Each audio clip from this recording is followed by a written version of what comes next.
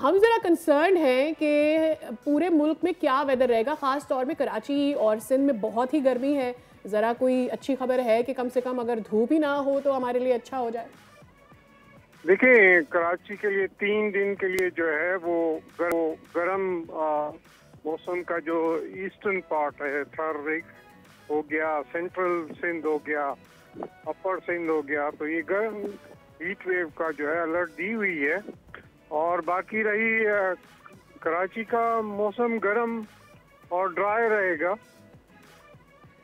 Okay, और ये बताइएगा कि पूरे सिंध में क्या सूरत हाल रहेगी, कहीं बारिश की कोई पेश गोई? देखिए, बारिश की अभी तक कोई पेशन गोई नहीं है 3 दिन के लिए। ओहो, तो अच्छा। ठीक है। सही। और हैदर साहब ये बताइए फिर पंजाब की अगर सूरत हाल देखें, वहाँ पे मामला क्या रहेंगे बकरीद में? पंजाब का जो साउदर्न पार्ट है वहाँ गर्मी रहेगी और अपर पंजाब में जो है वो बारिशों का हल्का फुल्का सिलसिला रहेगा। अपर पंजाब ठीक है। और अपर एरियाज में वैसे शुमाल में हम देखें कि क्या है, शुमाली इलाका जात में वहाँ क्या वेदर रहेगा? जी, मैंने वो आपको बताया ना, आप वहाँ पर हल्की फुल्की बारिश का सिलसिला रहेगा। ठीक है।